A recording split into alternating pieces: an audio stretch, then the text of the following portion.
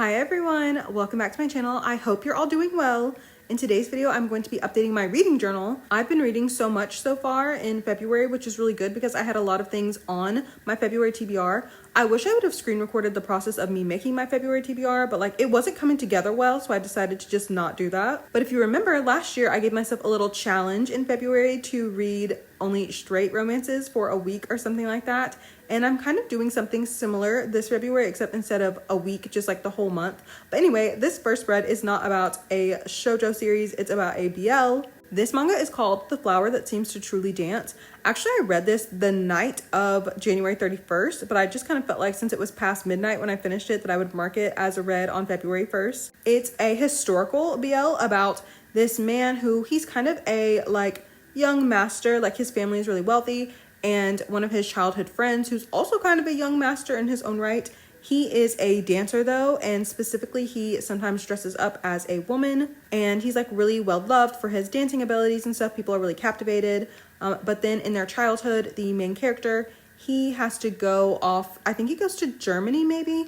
He has to go with his father because his father is going on business, so they get separated. And before they leave, they actually get into a bad fight. So all these years later, as an adult, when the main character is coming back to Japan, he feels like his old friend probably won't even want to speak to him because he feels like he was really mean to him. But he ends up accidentally taking on a new identity somewhat. He puts on some glasses, a pair of glasses, and he starts working at this place, and he's able to see his childhood friend. Every single day he passes by and stuff, so they're able to have conversations, and he thinks his childhood friend doesn't realize it's him, so he starts to feel bad about lying to him essentially, but he really just wants to have a relationship with him again, and he wants to see him dance again. And of course he doesn't keep up the lie forever. They do eventually confront each other, and they kind of mend their relationship. That's not a spoiler, by the way, because like I said, this manga is a historical BL, so this is set during the time period right before, or maybe it's during, World War II.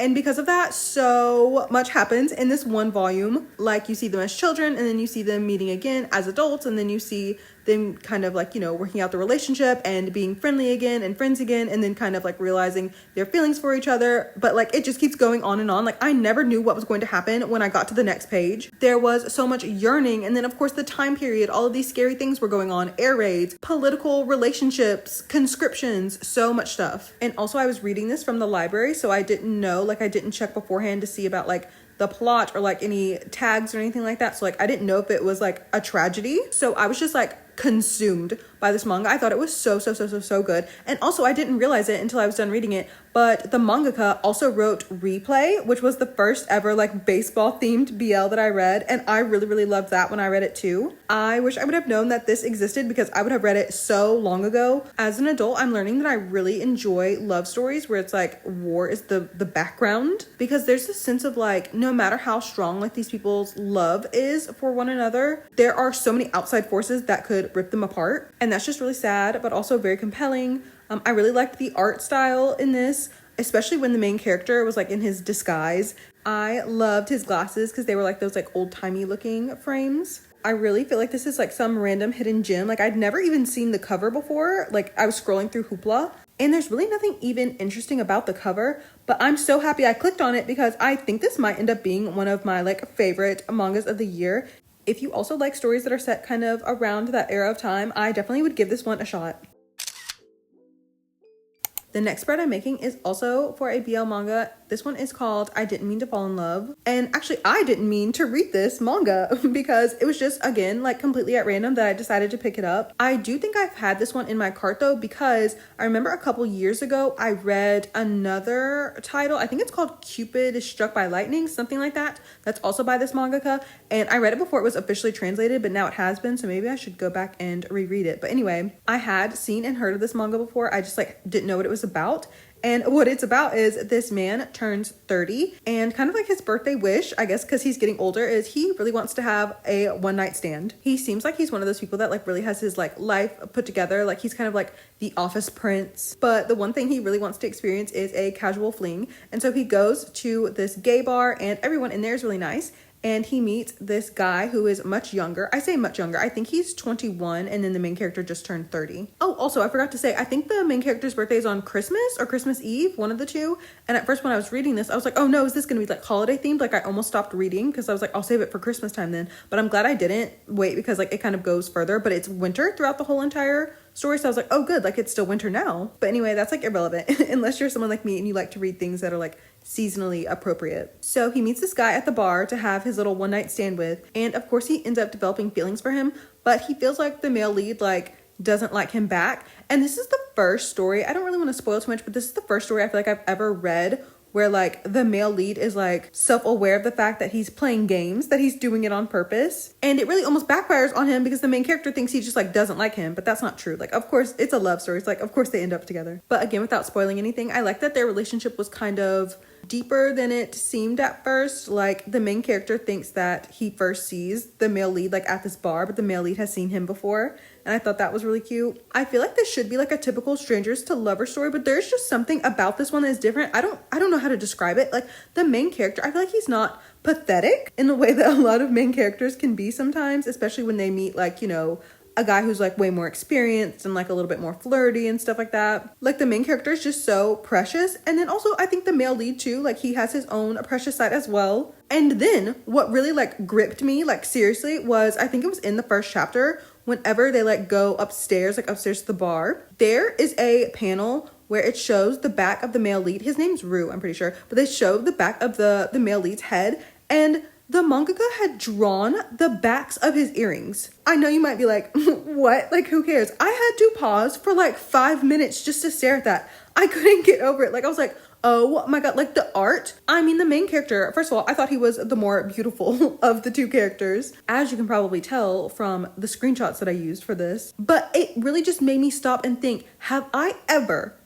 seen art detailed enough in a manga that I have seen the backs of someone's earrings drawn? And I really don't think I have. And like, I'm still stunned by it. Like, I can't stop thinking about it. It's a really cute love story though. And I'm definitely going to be reading other things by this author. I think there's another manga called like Golden Sparkle or something like that. But again, I don't know what it's about, but I do think I've seen that as well for sale. I feel like I just need to read everything this mangaka has written out, even though I don't really remember the other one that I was talking about, Cupid is Struck by Lightning. Like, was the art that detailed in that as well? I don't remember now. Also, as I was making this spread, I must have been out of my mind because I barely left myself any room to write. I don't know why I did that. I think I was just so concerned with making sure that like there was enough room for all of the different screenshots that I wanted to use. Oh, and like the larger art, that was from the back cover. There was actually that art like within the manga. I think it was like at the very end, and I was like, oh my God, I love this so much. But of course it was black and white. And then when I got to the end of it, I was like, oh, it's on the back cover. And so I just used the choppy crop tool on Canva to cut around it like that. I loved that it was in color, and I'm so happy that was on the back cover. Yeah, this is definitely a contestant, is that the word? A contender for best art of the year for 2025. I don't know if it'll win, but the earring backs, you know, the earring backs.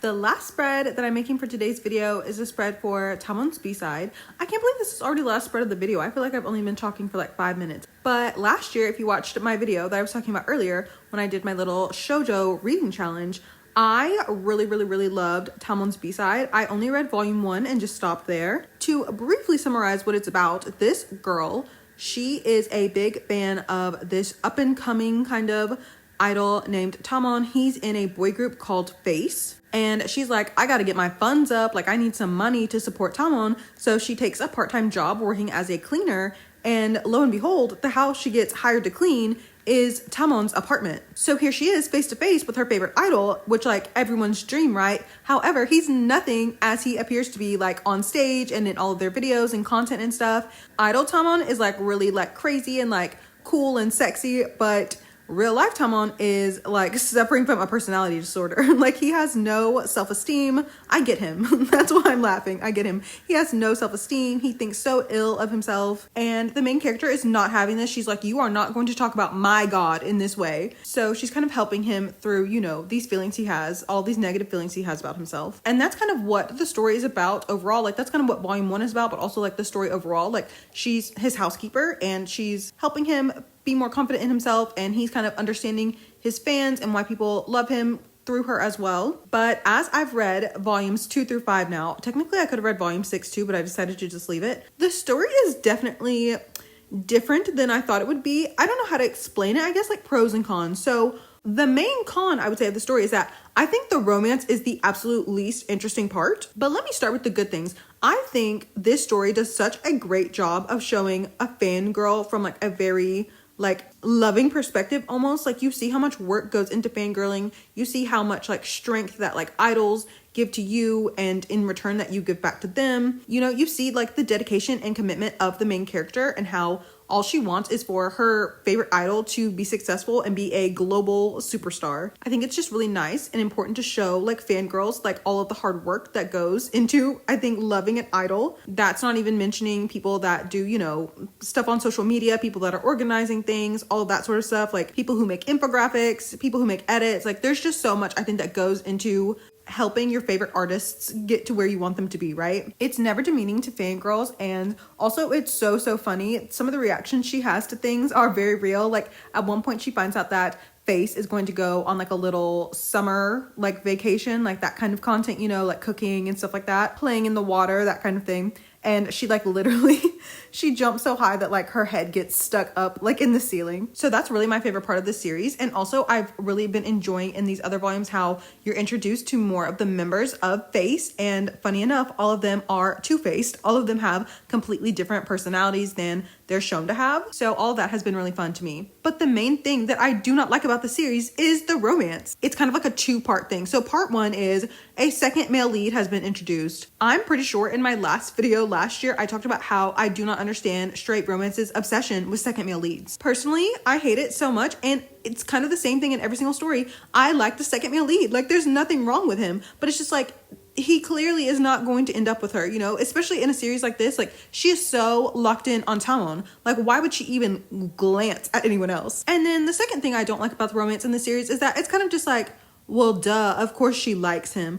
Like, of course she falls in love with him. I think it's really interesting how she talks about like her boundaries as a fan. Like she really should not be developing feelings for him because like that's not right. And also like she's getting to spend all this time with like this famous idol, and how she like shouldn't abuse that privilege basically like as a fangirl. But I just feel like, why should it even matter if his personality is different like in real life as opposed to on stage? Because it's like, of course she ends up falling for him anyway. Like why would she not? Like this is her literal favorite idol. Like she devotes all this time and energy and money towards him. Like of course she's going to develop feelings for the actual person too. So there's just nothing interesting about their relationship. And also he needs to go to therapy. So I don't know. I actually really wish the series was about like a girl being friends with all these idols. Honestly, like I would like that. I feel like 100% more. I'm not going to give up on the series or anything. So next year around this time of year again in February, I'll be reading more volumes. I think it'll probably be like like maybe volumes 6 through 9 or 6 through 10. I just could not stand another second with them, and I didn't want to like ruin my experience of the series because it's not bad. It's just like a, well, duh, of course this is happening scenario.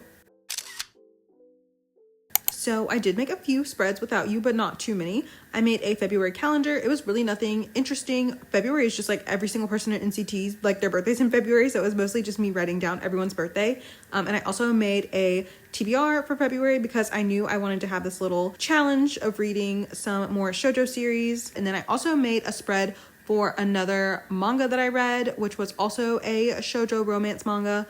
I'll talk about that more though in my like February reading log whenever I make that. It's currently not the end of February when I'm speaking to you. I hope it's not the end of February when you're watching this. I'm so far behind with editing. Ever since that cold, those like 2 weeks of cold came through here, like it ruined my whole entire life. Like everything is so far behind now. Actually, as I'm recording this, it's the 9th of February to be exact. It's Johnny's birthday. Happy birthday, Johnny-sa. But yeah, the sheree right now is still at the beginning of February, so I don't know what I'll end up reading, but hopefully I complete my TBR and everything. I did like the other manga I read though. It's called Hotet First Kiss, I think is what it's called. I'm kind of craving reading a BL now though, but I think it's just because I'm like looking at my TBR and I just have so many other shoujo series left. I'm like, oh, okay. I did not put a single BL on my TBR for this month, so. And also, as I'm speaking to you, I have not updated my Instagram at all or Pinterest with the spreads I've made, or Twitter. Oh my gosh, I have to make new threads for Twitter. Like, I have so much that I need to do and also want to do. I'm telling you, the cold weather ruined my whole entire life. Like, I think it might have messed up my whole entire 2025. Oh, my hands are feeling better, by the way. They're all completely healed. Like, everything's gone. The, like, scary zombie bruising color is gone. I'm back to normal. Once again, I'm still talking and the video is ending. So thank you so much for watching today's video. Everything I used in today's spreads will be in my Pinterest board, and that's linked in the description box along with my other social media accounts. Also, anything I use like from Twitter, if I forgot to mention it, and I might have, that'll also be linked in the description box. Oh, and also the links to my Google Drive folders for my stationery deco kits will also be in the description box. If you have any questions, please let me know. I'll be happy to answer them. Thank you so much, seriously, for hanging out with me today. I always have a lot of fun. I hope that you're having a good week and a good February, and I will see you in the next one. Bye, everyone.